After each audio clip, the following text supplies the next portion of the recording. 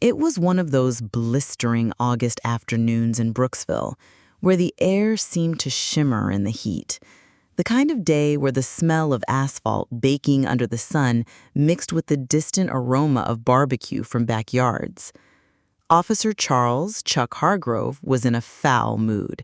He was leaning against his cruiser, sipping on a lukewarm coffee that had long since lost its appeal, scanning the sidewalk for something, anything that could justify a burst of action. He wasn't the kind of cop who liked being bored. Boredom, to him, meant his authority wasn't being exercised. That was when he saw her. She was walking briskly down Main Street, wearing a sharp navy blue suit despite the suffocating heat, a leather briefcase swinging by her side. Her hair was an elegant crown of tight natural coils gleaming under the sun.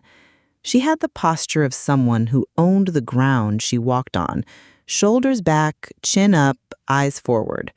Chuck didn't like it. "Where you headed, ma'am?" he called, stepping into her path. She stopped, brows knitting. "Excuse me?" "Just asking," Chuck said, his voice laced with false casualness. "Don't see you around here often. You from around these parts?" "I don't believe my movements are your concern, officer," she replied evenly. Something in her tone rubbed him raw. Maybe it was the calm confidence, or maybe it was the fact she hadn't smiled, hadn't tried to soften herself to make him comfortable. He stepped closer. "Name?" "Why?" "Because I asked." He let the badge on his chest catch the sunlight, a silent reminder of the power imbalance he thought existed between them. The woman gave a small, incredulous laugh. "No." That was all it took. Chuck's irritation flared into something darker. "Ma'am, I'm going to have to ask you to step over to my vehicle." She didn't move. "And if I don't?" "Then I'll place you under arrest for disorderly conduct." It was absurd, and they both knew it, but Chuck had years of getting away with this kind of thing. He leaned on the same old intimidation tactics, expecting her to fold. She didn't. Within minutes, she was in the back of his cruiser, her briefcase confiscated, her wrists in cuffs. At the precinct, Chuck went through the motions of booking her, but not without making sure she felt every ounce of his disdain. "Strip search," he announced flatly. "That's unnecessary. It's protocol." It wasn't, but Chuck liked to think the word gave him a free pass. He guided her to a chair and gestured to a young rookie with clippers. "Cut it." The rookie hesitated. "Sir, I don't think—" "Now." The buzz of the clippers filled the room. The woman closed her eyes, jaw tight, as her hair fell to the floor in small dark curls. Chuck smirked, certain he had shown her who was in charge. 3 minutes later, the door slammed open. "Chuck!" Police Chief Randall stormed in, his face pale. "Do you have any idea who that is?" Chuck turned, irritation still simmering. "Some lady with an attitude problem?" "That lady," the chief hissed, "is Judge Alexandria Monroe, the presiding judge for the entire county, the one who's been cleaning up corruption cases, and you just assaulted her." The silence that followed was deafening. Chuck's smirk vanished, replaced with something resembling fear.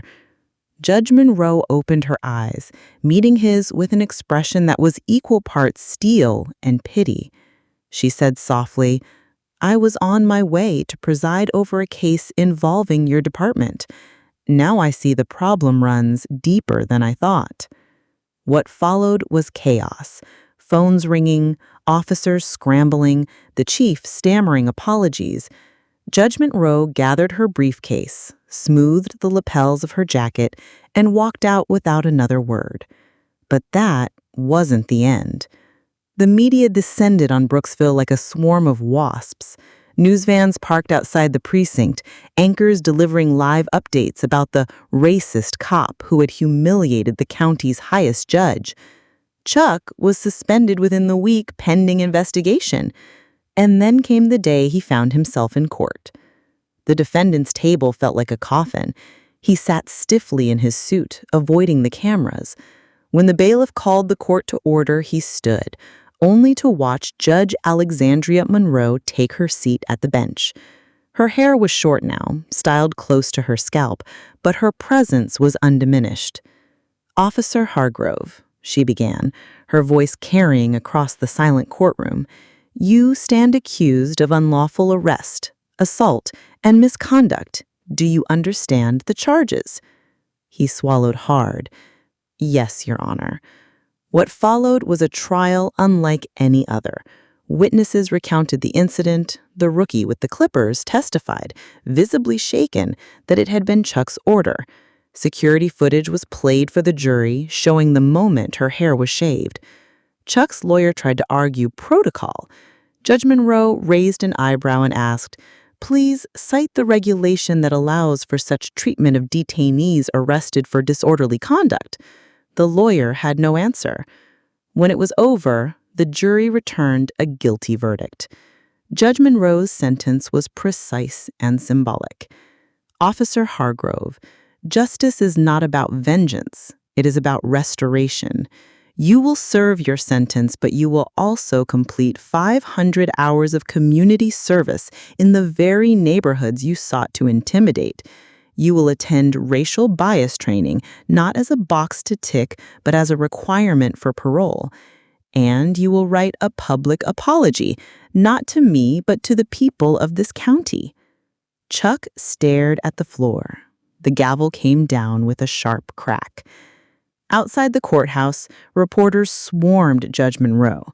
She spoke briefly. "This is not about me. This is about every person who has been humiliated, silenced, or mistreated because of prejudice. We are better than this. Brooksville can be better than this." Months later, Chuck could be seen in plain clothes, painting murals in a community center, picking up trash in neighborhoods he used to patrol with arrogance. And though he grumbled, something in his posture had changed.